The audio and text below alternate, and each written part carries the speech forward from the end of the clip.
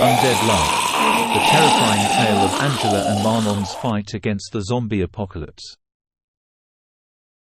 Marlon and Angela were two ordinary people, living their ordinary lives until the outbreak of a deadly virus.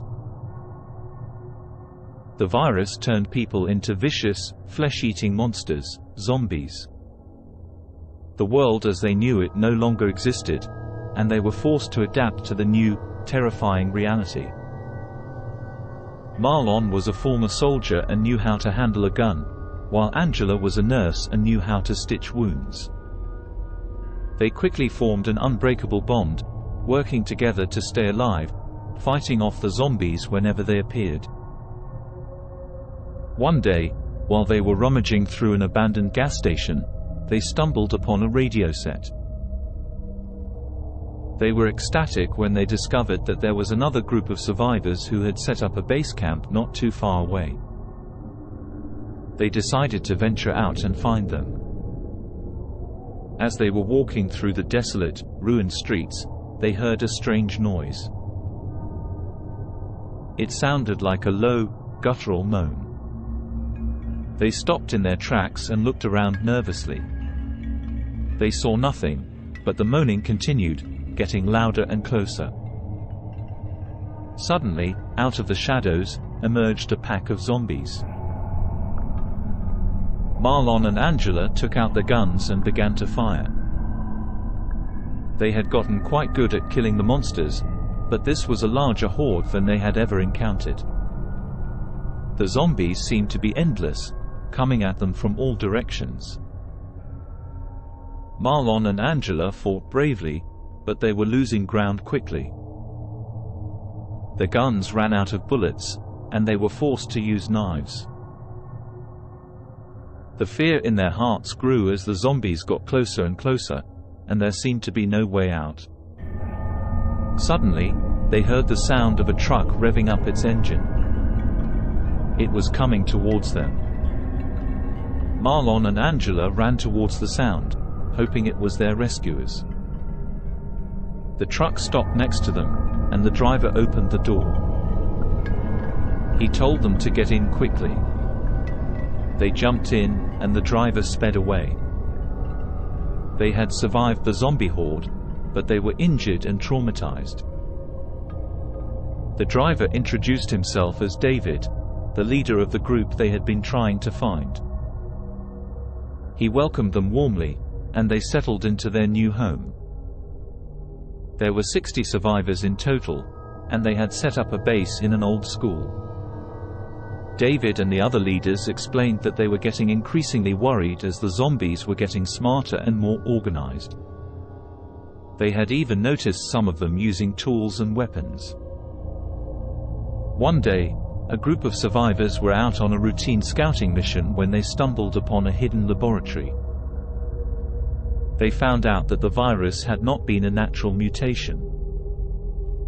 It had been created by humans as a biological weapon. The group brought back the information and shared it with everyone. The survivors were horrified, realizing that they were not only battling zombies, but also the people who had created them. But their problems were far from over.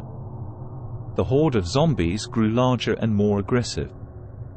They had breached the base camp's defenses, and the survivors had to fight every day to stay alive.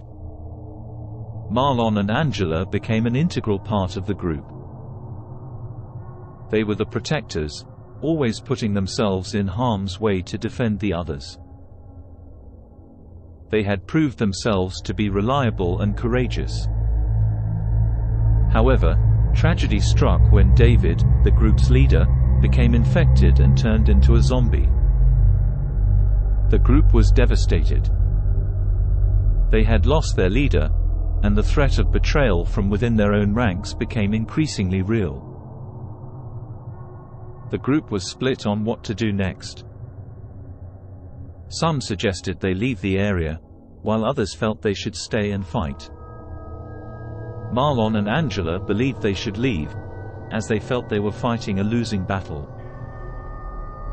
But as they were preparing to leave, the horde attacked with renewed ferocity. The survivors were overwhelmed. They fought bravely, but they were slowly losing ground. Marlon and Angela, realizing that this was the end, held each other close, preparing to meet their fate. The zombies got closer and closer, their moans getting louder. And then, just as suddenly as they had appeared, the zombies stopped. They seemed to be confused, as if something had distracted them. Marlon and Angela looked around in confusion. And then they saw it. A group of soldiers had arrived, armed with heavy firepower. They had been sent to eliminate the zombies and stop the spread of the virus. The soldiers took on the zombies, using their advanced weapons to make quick work of the horde. Marlon and Angela watched in awe as the zombies were destroyed, one after the other. But their relief was short-lived. The soldiers turned their weapons on the survivors, revealing that they had been sent to eliminate any remaining subjects of the biological weapon.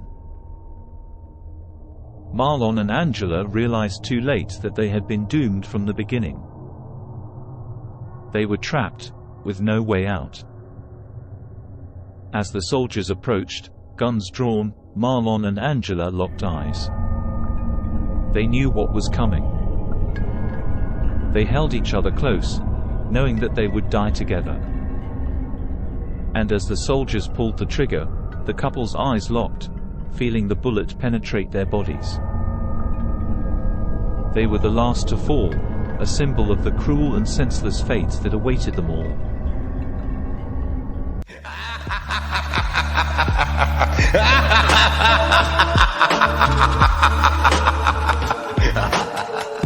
Thanks for watching.